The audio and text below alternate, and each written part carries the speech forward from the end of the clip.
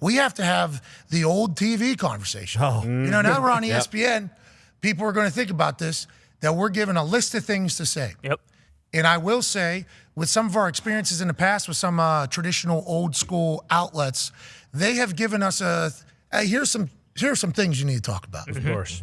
Those have always been met with open arms with this particular group. Oh, nice. Let me see Oh, that. thank God. telling Thank us? you. Okay. That's so kind of you to take time out of your day to tell us what we should talk about. Boy, do you have a show? No. You never done a show? Oh. Okay. You just study other shows.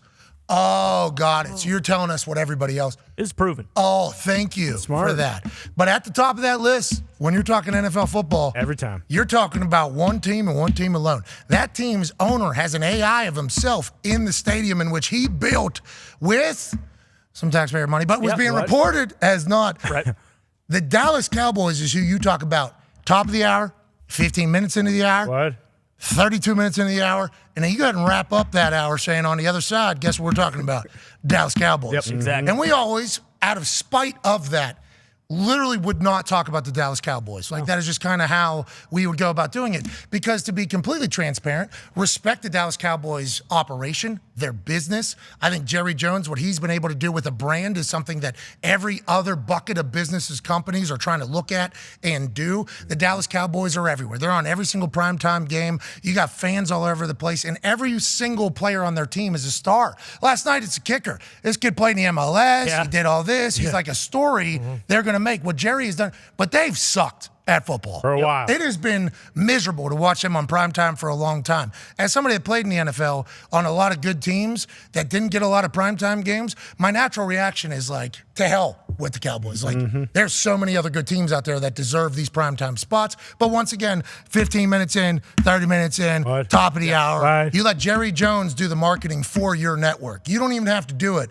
Jerry will do the marketing. But now, after what last night's performance said to me, was that we need to talk about Dallas Cowboys being an actual football team and not just a product of marketing. What a performance in every sense. Daniel Jones did his thing. Oh, yeah. For sure. Did his thing early.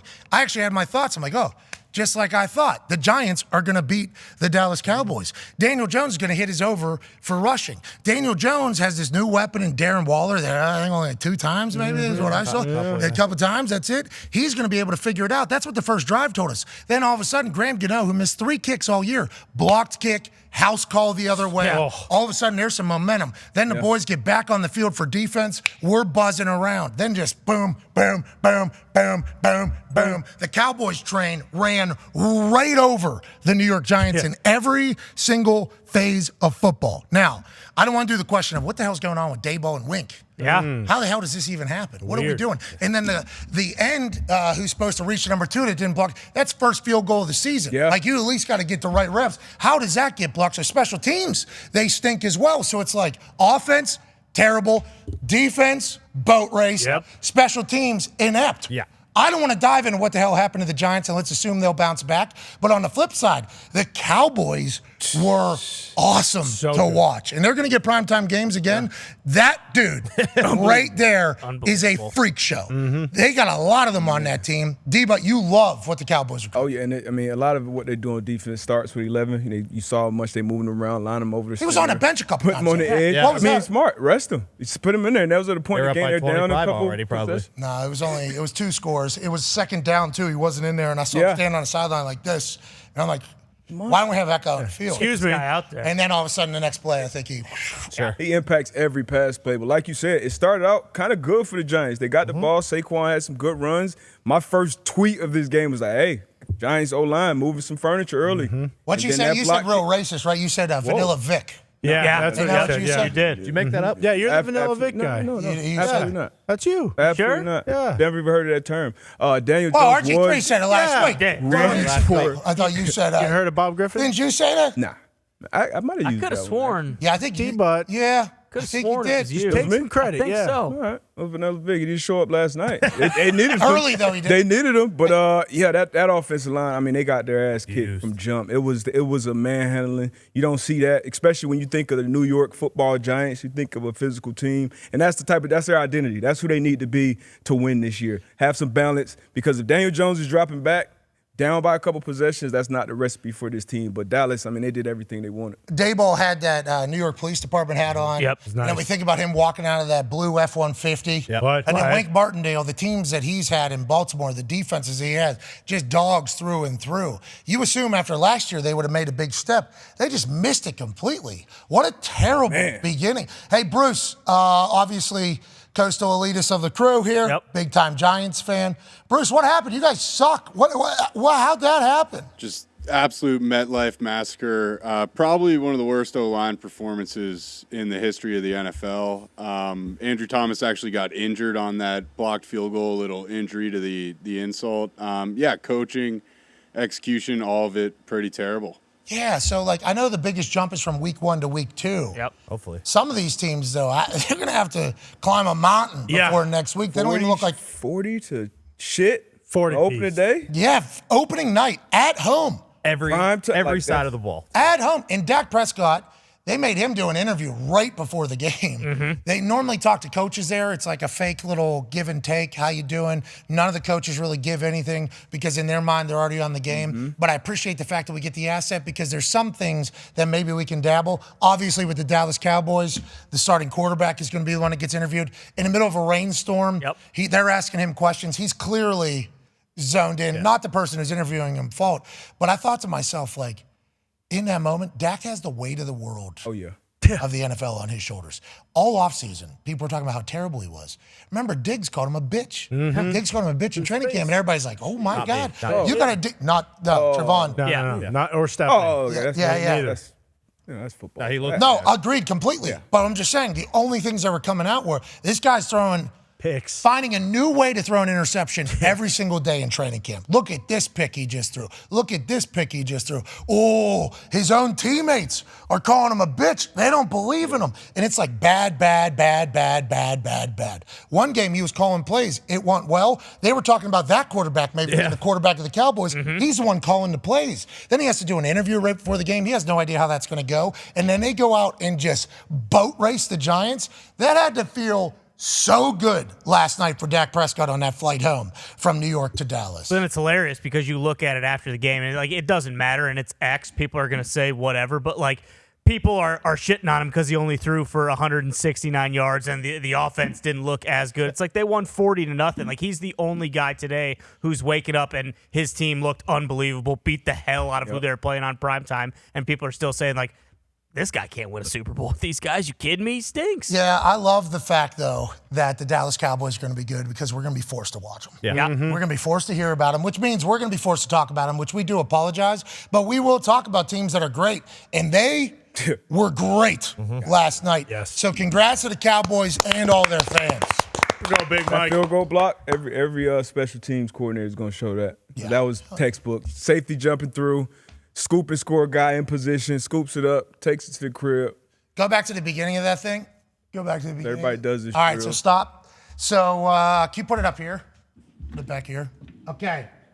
So this is how this goes. Turn this one on here, yep.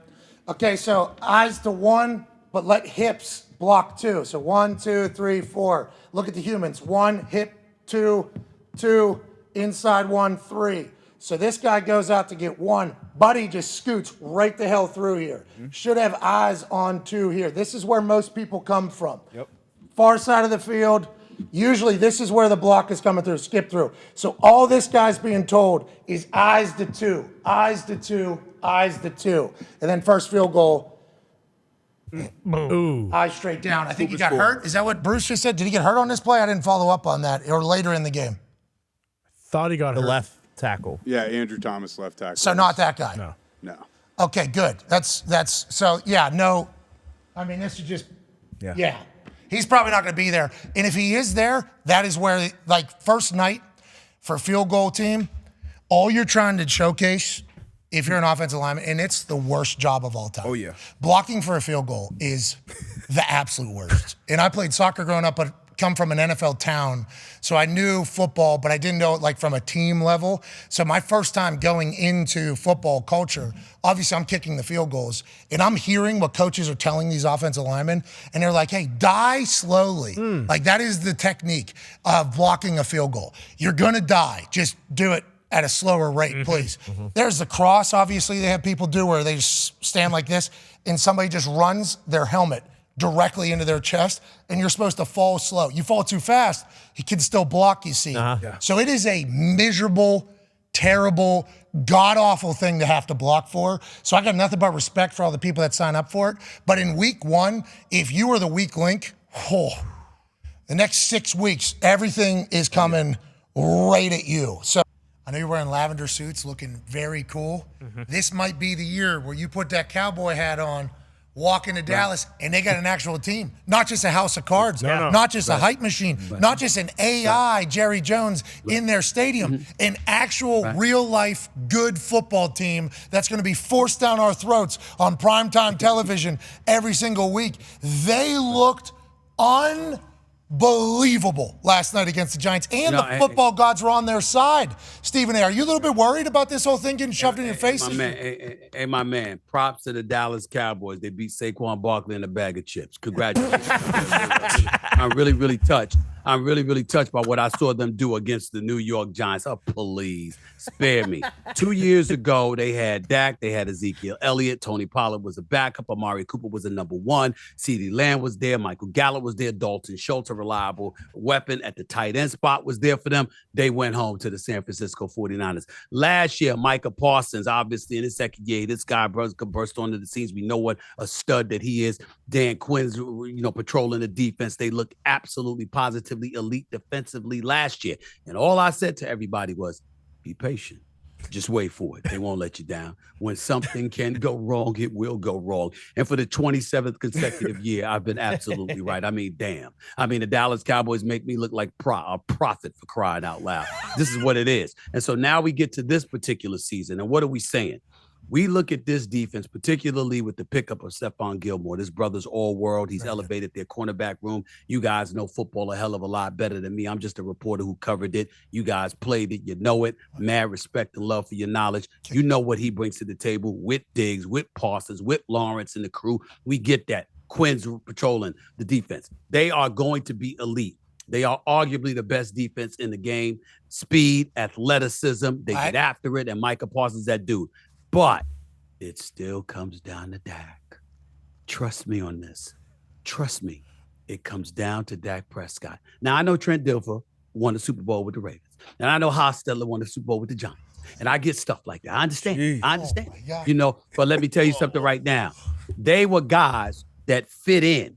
They weren't the team per se. They just played the position, and they were assigned to do their job. Jeez. That's not what Jerry Jones is paying Dak Prescott over $40 million for. That's not why they're thinking about resigning Dak Prescott for 7 years, for several years, averaging over $50 million. You're the quarterback of America's team worth $9 billion when everybody else on average is worth $5 billion. You're worth $9 billion. You got the star in your helmet. You're playing $1 billion playpen. You're America's team. Forbes magazine talks about you. Everybody in America is for you or against you. Nobody's indifferent about you. You're world renowned, the number 1 sports brand in America, easy, and definitely one of the top sports franchises in the world.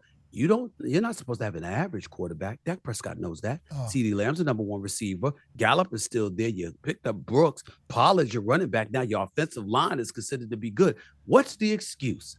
Dak Prescott. Jeez. Just be patient. Jeez. Be patient. You brought it. I mean, Trent Dilfer caught a ricochet shot in there. So did Dak, though. Dak, you really rounded up a lot. You're like, hey, listen, everybody can get it real quick. If I'm going to have to do this, I'm going to have to paint the picture properly. You're like Bob Ross there.